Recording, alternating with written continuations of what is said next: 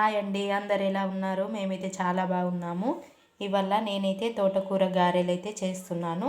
అందుకోసం ఒక కట్ట తోటకూరనైతే ఇలా నీట్గా కడిగేసుకొని ఇలా సన్నగా తురిమేసుకొని ఇలా గిన్నెలోకి అయితే తీసుకున్నాను. ఇప్పుడు ఇందులో ఒక కప్పు బియ్యం పిండి అయితే వేస్తున్నాను.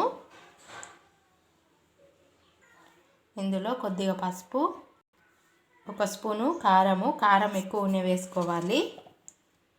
అయితేనే ఈ గారెలు అన్నవి మంచిగా ఉంటాయండి.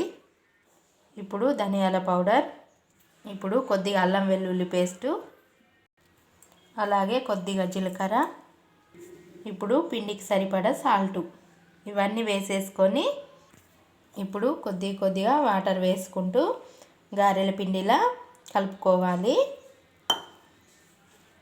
చూడండి, నేను కొద్దిగా వాటర్ వేసుకుంటూ ఇలా చక్కగా గారెల పిండిలా ముద్దలా కలిపేసుకుంటున్నాను.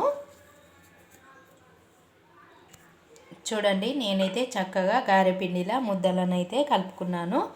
మరి మెత్తగా అవసరం లేదు, మరి గట్టిగా అవసరం లేదు, మీడియం ఉంటే సరిపోతుందండి. చూడండి, ఇలా ఉండాలి పిండి అన్నది. ఇప్పుడు వీటిని చిన్న చిన్న బాల్స్లా ఇలా చేతి పట్టి అన్నీ చేసేసుకోవాలి. చూడండి, ఇలా బాల్స్లా అన్నీ చేసుకొని ఇలా పక్కకు పెట్టుకోవాలి. ఇప్పుడు చూడండి, నేనైతే ఇలా మొత్తం పిండిని బాల్స్లా ఇలా చిన్న సైజు బాల్స్లానైతే చేసుకున్నాను. ఇప్పుడు వీటిని పక్కకు పెట్టేసుకుందాము. ఇప్పుడు ఒక కవర్ అయితే తీసుకోవాలి. ఇలా కట్టేసుకొని ఇలా కవర్ని అయితే పరుచుకోవాలి. ఇప్పుడు ఈ కవర్కు ఆయిల్ అన్నది కవర్ అంతా రాసుకోవాలి. ఇప్పుడు ఒక్కొక్క పిండి ముద్దనైతే తీసుకొని ఇలా సన్నగా గారెల్లా చేసుకోవాలి. చూడండి, ఇలా నేనైతే సన్నగా గారెల్లా చేసుకుంటున్నాను. చూడండి, నేనైతే కవర్ పైన అన్ని గారెలు అయితే ఇలా చిన్నగా ఒత్తేసుకున్నాను. చూడండి ఎన్ని పడతాయో అన్ని కవర్ పైన ఇలా గారెలు అయితే ఒత్తుకోవాలి.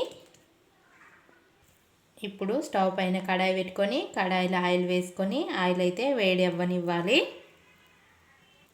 ఇప్పుడైతే ఆయిల్ వేడైందండి. ఇలా చేతి పట్టి ఈ గారెలను అయితే కవర్ పైన నుండి తీసుకొని ఇలా నెమ్మదిగా వేసుకోవాలి. చూడండి, మీకు ఎన్ని పడతాయో అన్నీ అయితే వేసుకోవాలి. నేనైతే ఒక 3 అయితే వేస్తున్నాను.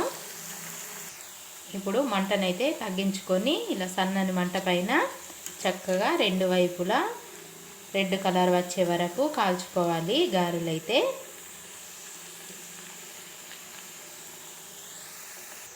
చూడండి, ఇప్పుడైతే గారెలు అయితే చక్కగా రెడ్ కలర్ వచ్చే వరకు కాలినాయండి. ఇప్పుడు ప్లేట్లోకి అయితే తీసేసుకుందాము.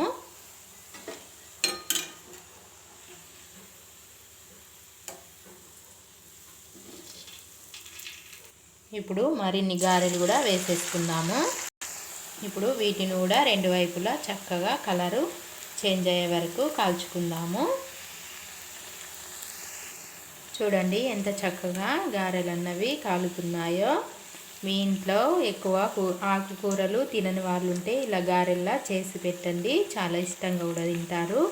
ఇవి అచ్చం బండి మీద అమ్మే గారెల్లా ఆకుకూరల గారెల్లానే ఉంటాయి. ఇప్పుడు వీటిని కూడా ప్లేట్లోకి తీసేసుకుందాము.